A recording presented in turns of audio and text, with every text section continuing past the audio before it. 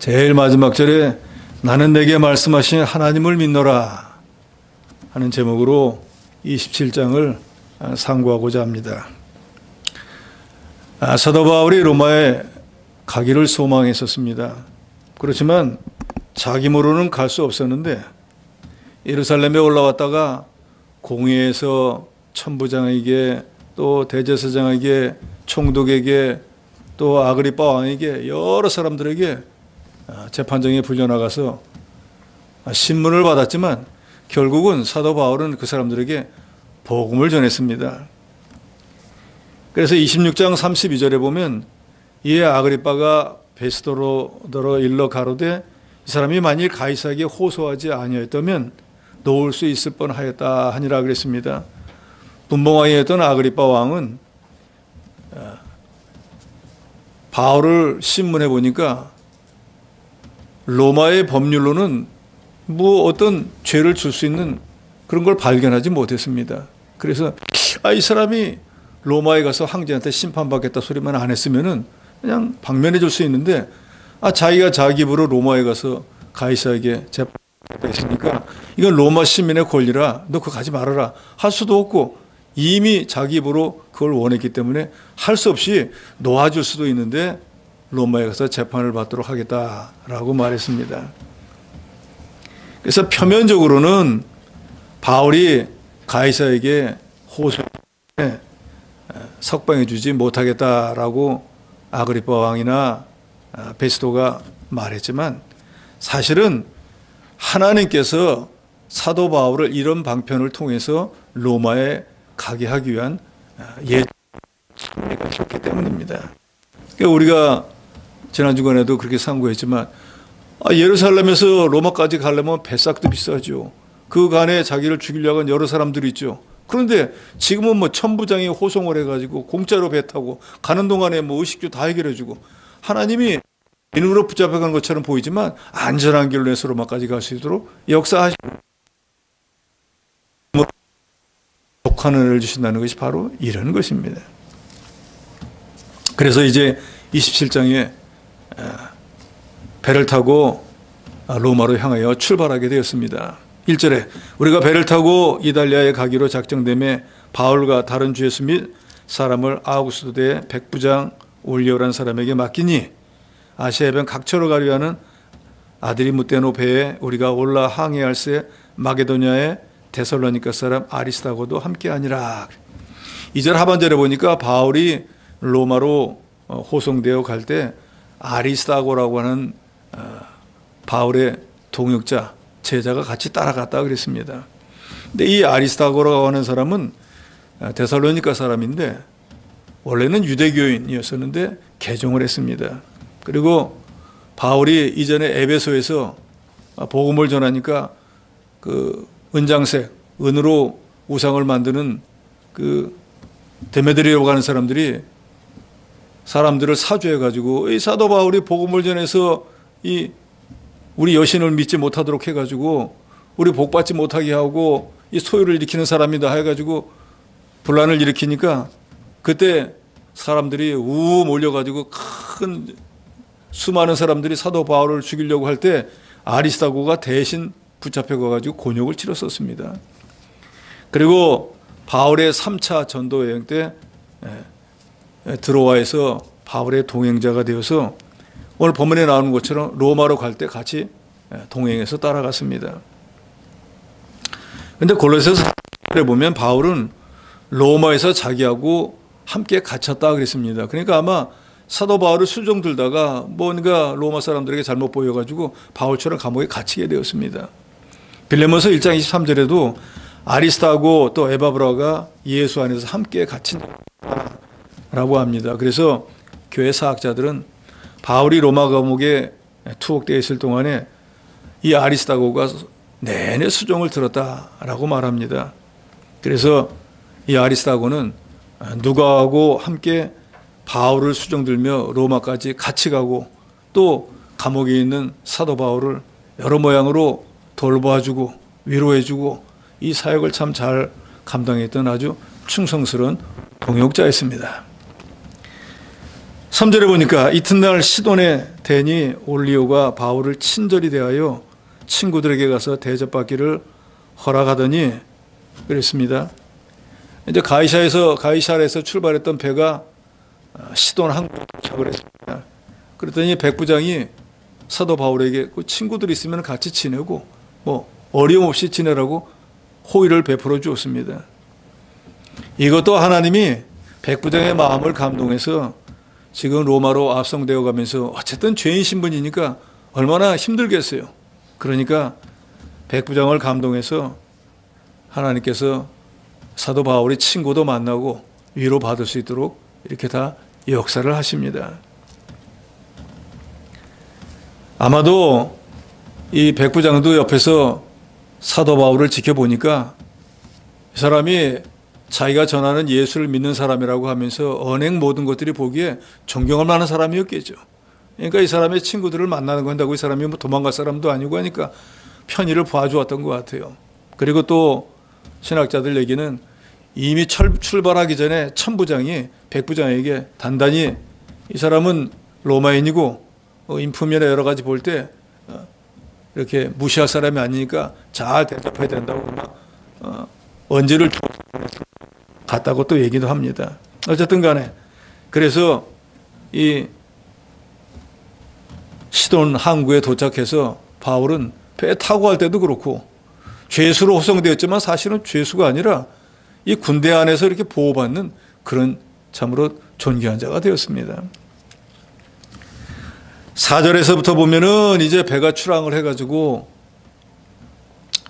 밤빌리아 해안을 지나서 항해합니다. 그리고 14일 지나고 난 뒤에 소아시아의 가장 남단에 자리 잡은 루기아의 항구에 있던 무라에 도착해서 이제 거기서 배를 바꾸어 탑니다. 그리고 그 바꾸어 탄 배를 타고선 이제 로마로 향하기로 예정이 되어졌습니다.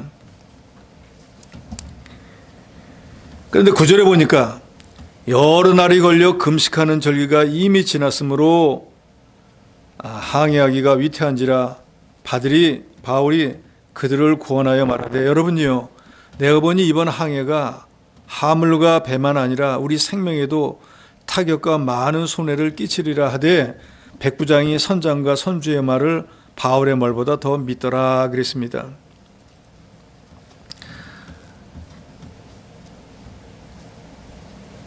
어느 때든지 하나님의 말 하지 않으면은 고난이 옵니다. 오늘 본문의 내용도 바로 그걸 말하고 있습니다. 시기상으로 지금 항해하기가 매우 위험한 시기여서 바울이 이제 도착했던 미앙이라고 하는 작은 항구에서 여기 겨울을 보내고 겨울이 지나고 난 뒤에 로마로 가자. 하나님께서 내게 알게 하셨는데 그렇게 안 하면은 이 너희들 배에 싣고 있는 모든 짐 다 잃어버리게 되고 우리 생명에도 위험이 오고 가지 말고 여기서 이 미양에서 머무는 게 겨울을 보내는 게 좋겠다라고 선장하고 백부장에게 얘기를 하니까 11절에 보면 백부장이 선장과 선주의 말을 바울의 말보다 더 믿더라 그랬습니다. 당연히 그렇겠죠. 사도 바울은 죄수인데 죄수가 뭐 백기를 알겠어요? 풍향을 알겠어요? 그러니까 그 사람이 하는 말 알지도 못하면서 뭔 쓸데없는 소리를 하나 하고 선장이나 선주에게 물어보니까 괜찮아 하니까 배를 늘 운행하는 사람하고 백기를 잘 아는 사람이 얘기하는데 모르는 사람이 얘기하면 누구 말을 듣겠어요? 그러니까 백부장이 당연히 선장과 선주의 말을 듣고 사도 바울의 말을 무시하고 미항에서 출발을 했습니다. 그래서 그 사람들이 가려고 한 것은 그 미항에서 65km 떨어진 베닉스라고 하는 항구로 가려고 했는데 왜 베닉스로 가려고 했냐면 미항은 말 그대로 아름다운 항구인데 항구가 좀 작았어요.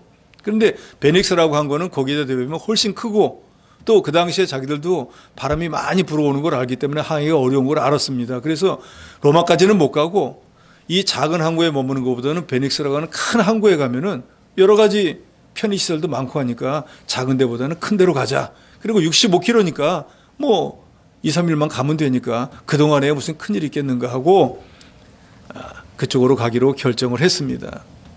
우리가 흔히 인본주의라는 말을 쓰지 않습니까? 인본주의. 하나님의 뜻을 따르지 않고 인간의 생각과 수단 방법을 따르는 걸 인본주의라고 합니다. 이 신본주의는 모든 일, 모든 사건에 하나님의 뜻을 찾고 하나님의 인도와 주장을 받는 걸 신본주의라고 해요.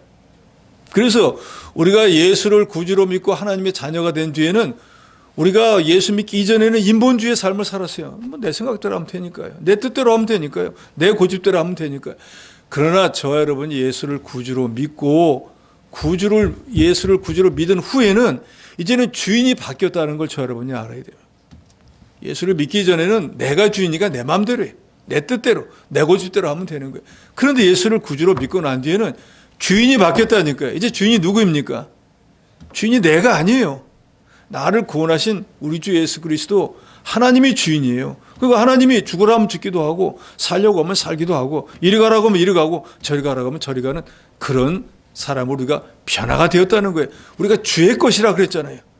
그러니까 주님의 명령대로 살아야죠. 저도 여러분도 지금까지 우리가 주의 것이다, 주의 날이다 하면서 주의 날을 정말 주의 날로 지킵니까? 주의 것으로 행동을 합니까? 이게 문제라는 거예요, 신앙인들이. 믿기 이전과 믿은 후가 우리가 완전히 다르다는 걸 인식을 해야 돼요, 저 여러분이. 예수 믿기 전에는 세상 모든 것은 다 나를 위해서 존재하는 거예요. 나만 잘 되면 되는 거예요. 그러나 이제는 예수를 구주로 믿고 난 뒤에는 주인의 뜻대로 사는 우린 주의 종이 되어버렸어요. 그래서 주의 뜻이면 살기도 하고 주의 뜻이면 죽기도 하는 존재가 되었다 그 말입니다. 그런데 실제는 그렇지가 않잖아요. 주의 뜻이 있든지 말든지 내 뜻대로 내 생각대로 하지 않습니까? 그러면 여전히 불신자와 같은 상태로 살고 있다는 거예요. 그걸 신학적으로 옛사람이라는 거예요. 우리가 이걸 벗어버려야 되는데 그걸 벗지 못하는 사람이 너무나 많은 거예요. 그리고 그 옛사람은 자기 마음대로 살던 삶이잖아요. 말씀의 지배를 안 받던 삶이잖아요. 그러니까 예수를 믿고 난 뒤에도 그게 좋은 거예요. 왜? 지배를 받지 않고 간섭을 받지 않고 내 마음대로 하고 싶으니까. 그러나 예수를 구주로 믿고 난 뒤에는 모든 것이 말씀 안에서 주 안에서 살아야 됩니다. 우리가 모든 걸 다 할 수 있지만 주님의 말씀이 아니라고 하면 하지 말아야 되고 주의 뜻이 아니라고 하면 하지 말아야 되는 그런 존재로 저 여러분이 변했다는 걸 알아야 됩니다. 그래서 말로만 내가 주의 것이야, 주의 날이야 라고 하지 말고 정말로 세상에 존재하는 모든 것이 주의 것인 줄 알고 주님께 드리는 자가 되어야 되고 정말로 주의 날인 줄 알고 주의 날을 온전히 성수하는 자가 되어야 되고 정말로 나의 주인이 내가 아닌 주님인 줄 알고 주의 뜻대로 사는 저 여러분이 되어야 됩니다. 우리가 그런 사람으로 만들어지려고 날마다 말씀을 상고하는 거예요. 예수를 처음 딱 믿을 때 이것이 예수 믿는 모든 사람들이 다 깨닫고 그대로 삶을 산다고 하면 우리가 돼서 하나님 말씀 배울 필요가 없습니다. 인본주의라는 건 바로 그런 거예요. 예수를 믿는다고 하면서 자기 생각, 자기 고집대로 하는 게 그게 인본주의인 거예요. 신본주의는요, 내 생각과 내 뜻이 분명히 있지만 하나님의 뜻과 하나님의 말씀이 그렇다고 하니까 내 뜻을 적고 하나님의 뜻을 따라가는 거, 그게 바로 신본주의의 삶인 거예요. 이스라엘의 초대 왕이었던 사울과 이스라엘의 두 번째 왕이었던 다윗은 인본주의와 신본주의를 대표하는 사람입니다. 사울은 처음에는 하나님 말씀 좀 순종하는 것처럼 했지만 왕위에 불과 올라서 몇 년 지나지 않고는 하나님을 말씀을 듣지 않았습니다. 그래서 성경을 기록합니다. 사울이 하나님을 버렸으므로 하나님도 사울을 버렸다 그랬어요. 그러니까 하나님과 상관없는 삶을 사니까 말로는 하나님 섬기는 거예요. 이스라엘이 다 하나님 섬기는 사람이잖아요. 그런데도 하나님의 뜻과는 상관없이 자기 생각, 자기 고집대로만 합니다. 그런데 이스라엘의 두 번째 왕이었던 다윗은 어떻습니까? 뭔가를 하려고 하면 하나님께 물어요. 제가 올라갈까요? 제 손에 붙이시겠습니까? 이걸 할까요? 말까요? 하고 하나님께 묻고 하나님이 하라고 하면 하고 하지 말라고 하면 안 하는 거예요. 이게 신본주의라는 거예요. 다윗이라고 자기 주장이 없고 자기 고집이 없고 자기 생각이 없겠어요? 그러나 하나님의 절대 주권을 믿는 믿음이 있었기 때문에 무언가를 하려고 하나님께 먼저 묻고 하나님의 허락을 받고 하는, 그게 바로 신본주의라는 거예요. 우리가 그래서 교회 안에서 무슨 일을 하려고 할 때 기도 많이 하는 이유가 뭡니까? 하나님의 뜻을 찾는 거잖아요. 하나님께 묻는 거잖아요. 그래서 하나님의 뜻을 우리가 찾고 나면 그 뜻대로 가는 거예요. 그런데 어떤 사람들은 그게 하나님의 뜻이라고 해도 안 듣는 거예요.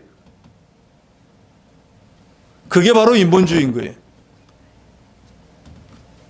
그래서 이사야서 1장 19절로 20절에 보면 너희가 즐겨 순종하면 땅이 아름다운 소산을 먹을 것이지만 너희가 거절하여 배반하면 칼에 삼켜지리라. 여호와 입의 말씀이니라 그랬습니다. 인간의 생각을 버리고 하나님 말씀을 순종하면 하나님의 은혜로 만사가 형통하고 모든 것이 다 자기 것이 되지만 어떤 경우가 되었든지 하나님의 뜻을 저버리고 자기 생각, 자기 고집대로 행하면 결국은 나중에 보면 칼에 삼키우는 고통을 당하게 된다.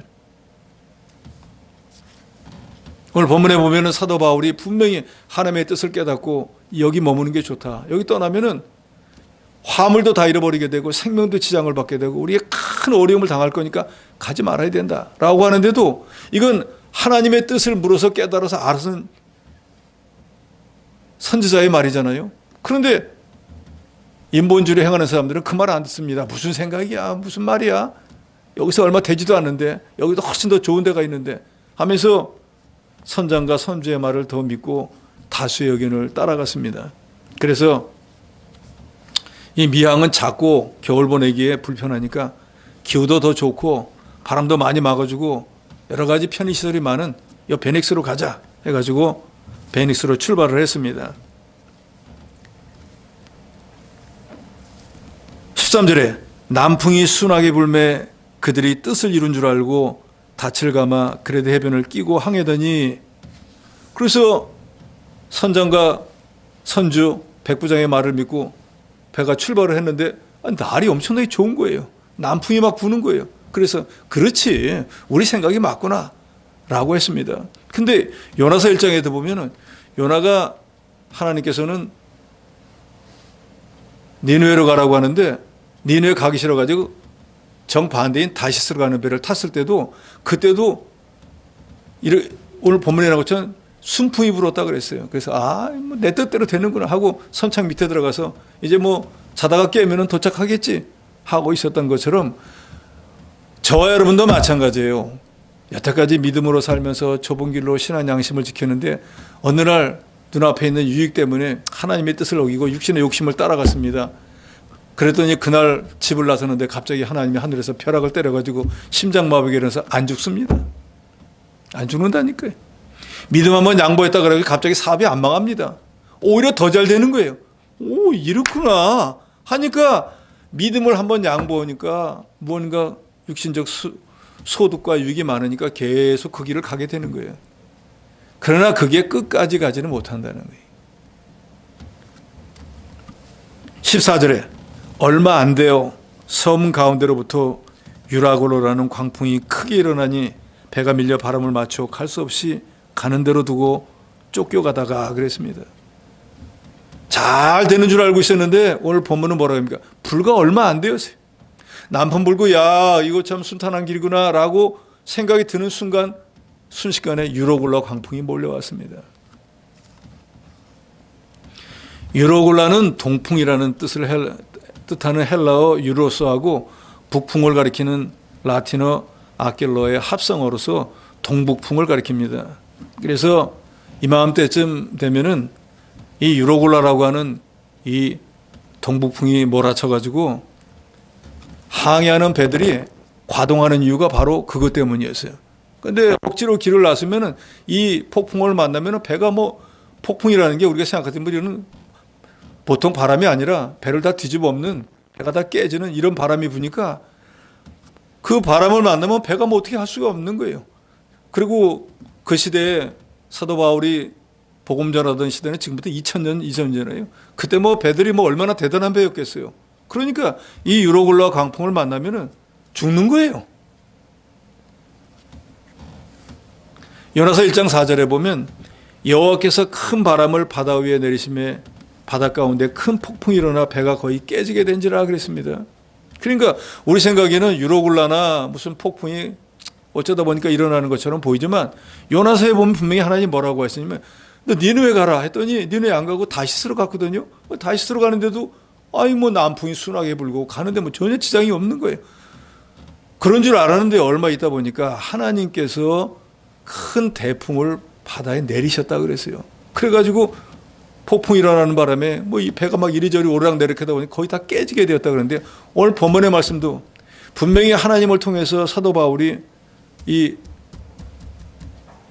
분명히 출항하면은 큰 생명도 잃고 여러 가지 어려운 일을 닥칠 거니까 가지 말고 여기 머물러야 된다 라고 하나님의 말씀으로 권면했는데, 아니 무슨 소리야, 더 큰 데 가는데 뭐 얼마 걸리지도 않은 데 가는데 뭐 요 미항만 벗어나 가지고 베닉스까지만 간다는데 그 무슨 큰일이 나겠어 하고 하나님의 말씀을 거역했더니 하나님께서 당연히 유로굴라를 보냈겠죠. 이제는 이리 갈 수도 없고 저리 갈 수도 없는 유로굴라에 휩싸여버리고 말았습니다. 이건 저 여러분에게도 큰 교훈을 줍니다. 우리가 아무리 신앙생활을 한다고 할지도 하나님 말씀을 버리고 신앙생활을 하면은 유로굴라를 만나게 되어 있다는 거예요. 사도 바울의 삶을 보면은 감옥에 갇혔다고 할지라도 거기서 복음을 전할 수 있는 기회를 하나님이 줍니다. 재판장에 나가도 변호를 통해 가지고 오히려 복음을 전할 기회를 줍니다. 믿음으로 사는 자에게는 하나님의 합력하에 선을 위해 모든 것이 다 하나님의 뜻을 이루어나가는 선한 쪽으로 인도하는데, 믿음으로 살아야 되는 성도가 믿음으로 살지 않고 육신의 욕심을 따라 인본주의를 행하되면 잘 되는 것처럼 보이지만 유로굴라를 만나게 한다는 거예요. 우리의 삶도 한번 되돌아봐야 됩니다. 내가 정말로 하나님의 말씀을 1.1획도 어기지 않고 믿음으로 살았는데 고난을 당했는가? 아니면은 정말로 믿는다 하면서도 내 유익과 하나님의 일이 겹칠 때 내 유익을 먼저 따라갔는지 하나님의 일을 먼저 했는지 한번 되돌아보면 무엇 때문에 내가 그 지나간 시절에 땅게 돼 있습니다. 또 우리 앞으로의 날도 마찬가지입니다. 지금까지 평탄한 삶을 살았는지 몰라도 하나님의 말씀을 떠나서 사울과 같은 삶을 사면은 내내 평생에 그런 블레셋을 통한 고난을 받게 돼 있는 거예요. 유로굴라 같은 광풍이 저 여러분에게도 밀려오게 돼 있는 거예요. 누구는 고난을 위해서만 태어난 사람 없습니다. 믿는 사람이 하나님 말씀을 떠나고 하나님의 뜻대로 살지 않으면 그 사람이 하나님과 말씀을 떠나서 잘 되면은 그 하나님이 기뻐하실 일이 아니잖아요. 모든 신앙인들에게 본이 되지가 않잖아요. 예를 들어서 목사가 하나님 말씀대로 살지 않는데도 잘 된다. 그러면 성도들이 어떻게 생각했어요? 똑같이 그 길로 갈 거 아니에요. 그렇기 때문에 하나님의 집에서 심판이 먼저 임한다 그랬어요. 하나님이 심판을 하면은 목사, 장로부터 제일 먼저 때리는 거예요. 매를 때리더라도. 그렇기 때문에 믿음의 지위가 높은 사람들이 더욱더욱 조심해야 돼요. 더욱 믿음의 본을 보여야 되는 이유가 바로 여기에 있는 거예요. 유로굴라 광풍을 만나게 되면 어떻게 되는가? 있는 모든 것을 다 잃어버리게 됩니다. 14절에 얼마 안 되어 성 가운데서 유로굴라 광풍이 크게 일어나 배가 어쩔 수 없는 형편이 되고 나니까 18절에 우리가 풍랑으로 심히 애쓰다가 이튿날 사공들이 짐을 바다에 풀어버리고 사흘째 되는 날에 배의 기구를 그들의 손으로 내어버리니라 그랬습니다. 이 배는 화물선이잖아요. 그리고 화물을 실어가지고 운반해가지고 갖다 주고 나면 그 싹스를 받는 배잖아요. 근데 이 바울과 그 일행은 그 배에 로마에 가기 위해서 그 배값만 주고 탄 사람들이라고요. 그러면 그 배에 사람들이 여기 우리 본문의 제일 마지막에 보면 276명이 타고 있었다 그랬거든요. 그럼 그 사람들이 각각 자기 짐, 또 화주들이 붙인 짐들이 엄청나게 배 많이 있었을 거 아니에요. 그럼 그 값이 어마어마할 거라 그 말이에요. 그런데 지금 유로굴라 광풍을 만나가지고 배가 막 깨지려고 하니까 어떻게든지 배가 좀 가벼워야지 침몰하지 않을 거 아니에요. 그러니까 그렇게 목숨같이 귀한 그 배에 실었던 모든 비싼 화물을 바다에 다 자기 손으로 내버렸다니까. 목숨이 살아야 될 거 아니에요. 그러고 난 뒤에 19절에 보면은 배의 기구들도 버렸다 그랬어요. 배의 기구는 뭐예요? 만약에 배가 깨지면은 침몰할 것 같으면은 구조선 옆에 있던 거 타고 가야 되는데 구조선이고 뭐고 배에 매달아 놓은 거 있으면 무거워서 침몰하니까 자기들이 살 수 있는 기구까지도 다 버렸다는 거예요. 그러니까 이제는 딱 배밖에 안 남았다 그 말이에요.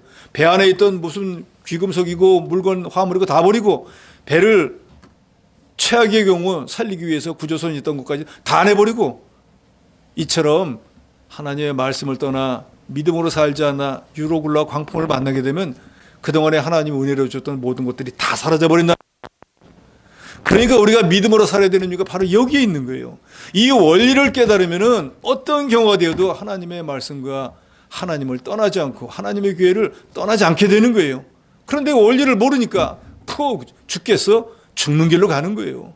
정말로 죽게 됩니다. 모든 걸 다 잃어버리게 되는 거예요. 사울도 보세요. 하나님을 떠나고 난 뒤에 어떻게 됐습니까?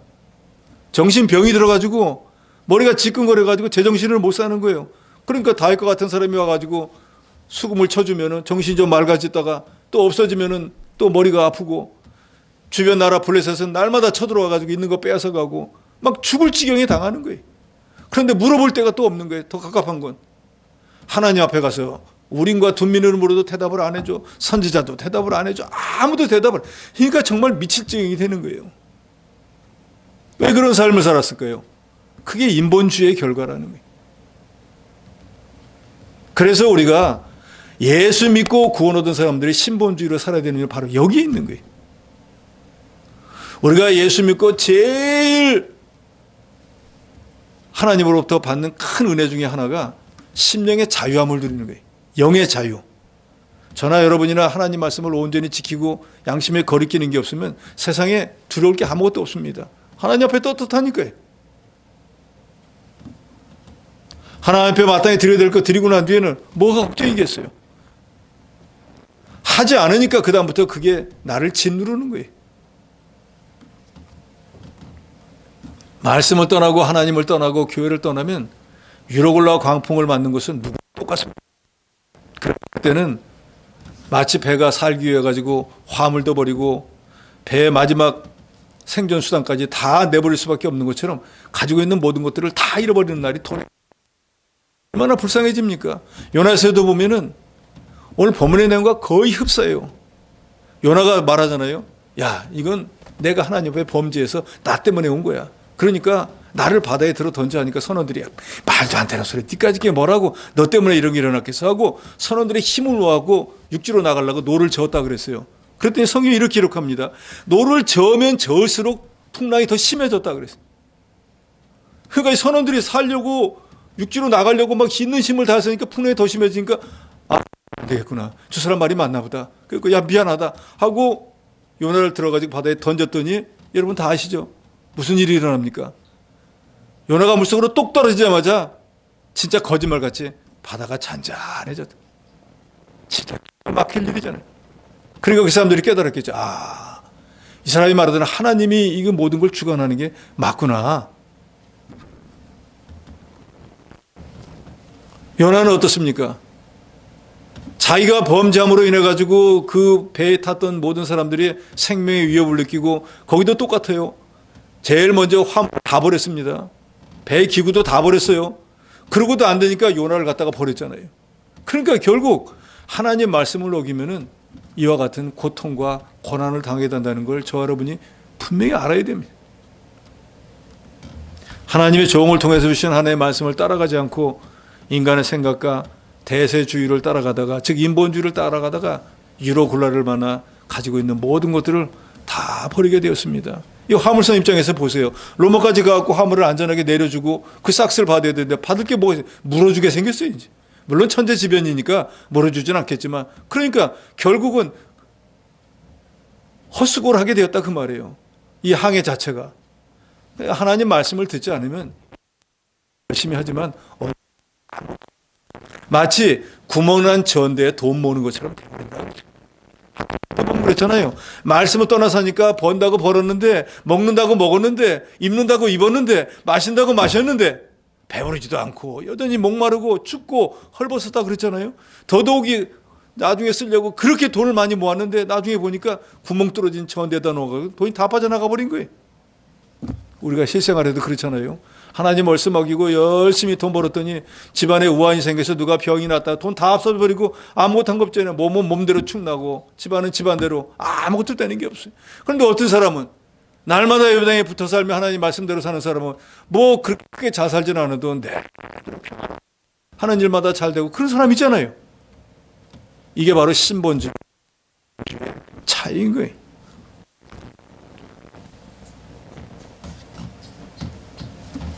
하나님의 말씀을 지켰으면 얼마나 좋았어요. 그래서 바울이 이 뒤에 보면 나오죠.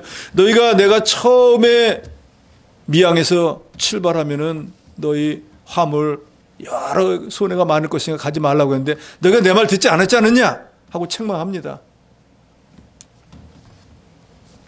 그렇지만 하나님은 이런 환난 가운데서도 생명을 귀중히 여겨서 이 사람들을 구원해 주십니다. 21절에 보면 여러 사람이 오래 먹지 못하였음에 바울이 가운데 서서 말하되 여러분이여 내 말을 듣고 그에 대해서 떠나지 아니하여 이 타격과 손상을 면했다면 좋을 뻔하였느니라. 왜 너희가 내 말을 듣지 않느냐? 내 말이라고 하면 왜 하나님 말씀을 너희가 듣지 않느냐? 그러니까 이 고난이 너에게 지금 임한 것이다. 22절 내가 너희를 권하노니 이제는 안심하라. 너희 중 아무도 생명에는 아무런 손상이 없겠고 오직 베뿐이리라. 이거 바울의 말은 뭐예요? 우리 중에 생명의 위협을 받고 죽을 사람은 하나도 없고 이제 이 우리가 타고 있는 이 배만 손할 거다. 23절에 내가 속한 바 곧 내가 섬기는 하나님의 사자가 어젯밤에 내 곁에 서서 말하되 바울아 두려워하지 말라. 내가 가이사 앞에 서야 하겠고 또 하나님께서 너와 함께 항의하는 자를 다 내게 주셨다 하였으니 그러므로 여러분이요 안심하라. 나는 내게 말씀하신 그대로 되리라고 하나님을 믿노라. 나는 내게 이렇게 되리라고 말씀하신 그 하나님을 믿는다. 그리고 그 하나님은 천지 모든 걸 주관하는 분이기 때문에 너희 생명은 절대로 잃지 않아. 그리고 이 배는 하나님이 너희가 하나님 말씀을 듣지 않았기 때문에 징계로 파산할 거야. 그렇지만 우리는 26절에 반드시 한 섬에 도착하게 될 거야. 그러니까 너희들 염려하고 걱정하지 말고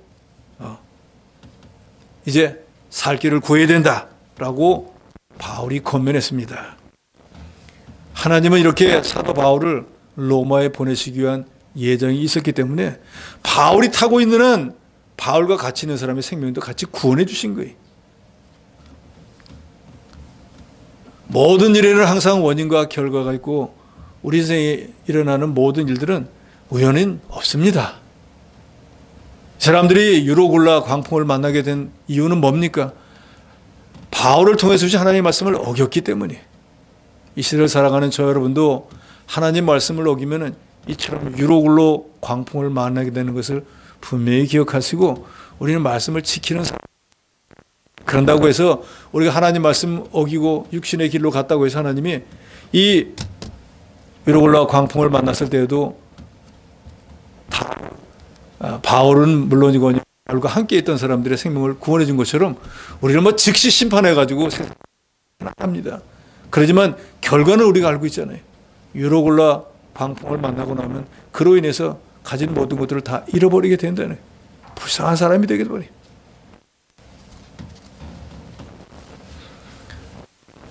바울은 하나님의 절대 주권을 믿습니다. 나는 내게 말씀하신 그대로 되라고 하나님을 믿는다 그랬습니다. 복음인 거예요. 너희들 생명에는 전혀 지장이 없다. 하나님이 너희들 생명을 내 손에 붙이셨다. 우리는 한 섬에 걸릴 거야. 그러니까 너희가 내 말대로 미항에서 출발하지 않았으면 하나님 말씀대로 했으면 얼마나. 그런데 그러지 못해서 지금 이 고난을 당하고 환난을 당했으니까 회개해야 된다. 그리고 내가 믿는 하나님을 너희들도 믿어야 된다. 바울은 어디 가든 뭘 하든지 기회만 있으면 복음을 전하는 거예요. 그리고 실제로 이 사람들이 이 사도 바울의 말대로 풍랑 가운데서 구원을 받아가지고 한 섬에 도착하게 됩니다. 그럼 그 사람들이 도착하고 난 뒤 어떻게 생각하겠어요? 야, 저 사람이 풍랑 만나서 우리가 거반 죽게 되었을 때 자기가 믿는 하나님이 전체를 자기 손에 붙였다. 우리가 죽지 않는다 그러고 분명히 어떤 한 섬에 도착할 거라 그러는데 이 사람 말대로 그대로 되었네. 저 사람이 자기가 믿는 하나님이 그렇게 했다 그러더니 그 하나님이 깨달았을 거 아니에요.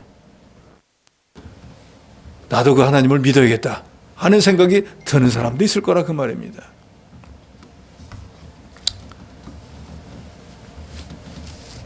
열 나흘이나 먹지를 못하고 풍랑에 시달렸다 그랬습니다. 그래서 사도 바울이 음식을 먹도록 권면을 했습니다. 33절에 날이 새어가며 바울이 여러 사람에게 음식 먹기를 권하며 이르되 너희가 기다리고 기다리며 먹지 못하고 줄인 지가 오늘까지 열 나흘인즉 음식 먹기를 권하노니 이것이 너희의 구원을 위하는 것이요 너희 중 머리카락 하나도 잃을 자가 없으리라 하고 떡을 가져다가 모르는 사람 앞에서 하나님께 축사하고 떼어 먹기를 시작하며 그들도 다 안심하고 받아 먹으니 70. 음식을 먹어 하나님께서 분명히 너희들은 죽지 않는다고 했어. 그러니까 이 음식을 먹고 힘을 내야 돼. 너희 중 머리카락 하나라도 잃을 자가 없다. 그러면서 떡을 가져오고 야 이거 떡 먹어 한 게 아니라 사도 바울이 뭘 했다 그러죠? 하나님께 떼어 먹기를 시작했다 그랬습니다. 이게 복음을 전하는 실제 행위잖아요. 주여 축하하는 것은 기도잖아요. 하나님 이 사람들을 저에게 맡겨주신 거 감사합니다. 주께서 분명히 이 사람 중에 한 사람도 죽지 않는다고 제게 주시옵소서. 이 사람을 열 나흘을 먹지 못했습니다. 힘을 얻을 수 있도록 이 떡을 먹게 해주시옵소서. 그리고 주께서 약속하신 대로 우리를 구원해 주시옵소서 하고 자 이제 떡 먹어라. 아니 그들이 다 들었어요. 야, 이 사람이 자기 하나님께 구원. 그런데 실제로 떡을 먹고 힘을 얻고 난 뒤에 44절에 남은 사람들은 널조각 하나 배물건에 의지하게 나가겠니 마침내 사람들이 다 상륙하여 구조되니라.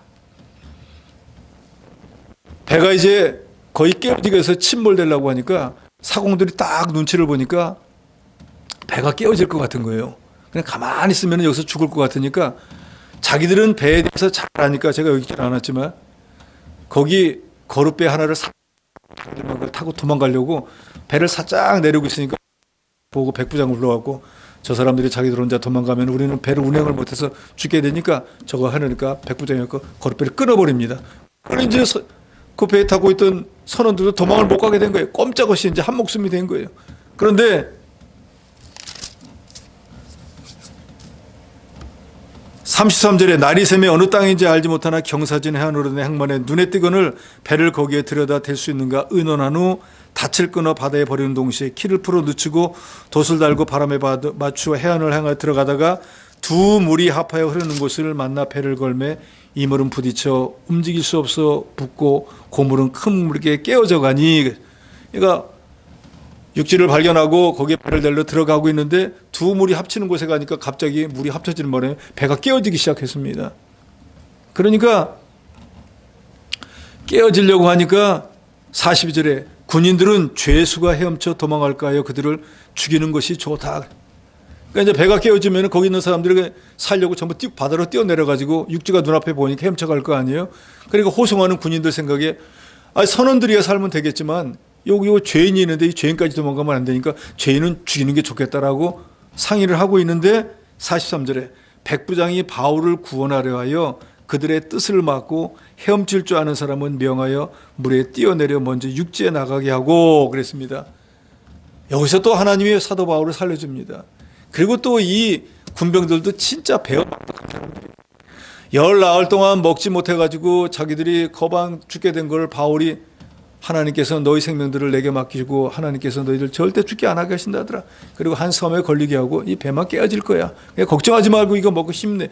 해가지고 힘을 얻고 나니까 자기를 구원해준 생명의 은인인데 이거 죄인이 도망가면 안 되니까 이 사람 먼저 죽이자. 요게 이 심사예요. 은혜를 모르는 거. 그런데 그 사람들이 아무리 인간적인 생각으로 하려고 해도 하나님께서 사도 바울을 로마로 보내시기로 예정하고 그 뜻을 이루어 나가는 과정에는 아무리 인간들이 이런저런 방법을 써도 이루어지지 않도록 합니다. 이미 우리가 그 25장, 26장에서 봤잖아요. 결사들을 조직해갖고 죽이려고 해도 하나님이 그때 조카를 통해서 듣게 해요. 듣게 하는 게 아니라 그거 가지고 또 백부장이 천부장에게 말하도록 합니다. 그럼 백부장이 또 그 말을 가지고 백부장이 또 천부장에게 얘기해요. 천부장이 들어요. 총독에게 말해줍니다. 여러 단계를 거칠 때마다 다 듣도록 해가지고 그 사람들을 이미 하나님 마음을 다 움직여서 바울이 살 수 있도록 하나님이 역사하셔요. 그래서 이 사도 바울의 행적을 통해서 우리가 분명히 깨달아야 하는 한 가지는 믿음으로 살면 하나님이 분명히 족하는 은혜를 준다는 게 분명해요. 죽을 위기가 수없이 있지만 바울의 힘으로 구원받은 게 아니고 하나님의 능력으로 다 구원해 주시잖아요. 지금 배를 타고 가다가 광풍을 만났습니다. 다 같이 죽는 거예요. 근데 바울 아니면은 다 죽는 건데 바울 때문에 지금 삽니다. 276명이 타는데 275명이 다 죽을 건데 바울이 살려줍니다. 열나흘 동안 음식도 못 먹고 기운이 없는데. 근데 이 사람들은 왜 죽게 되었습니까? 하나님의 말씀을 거역하고 인본주의를 하다가 망하게 되었어요.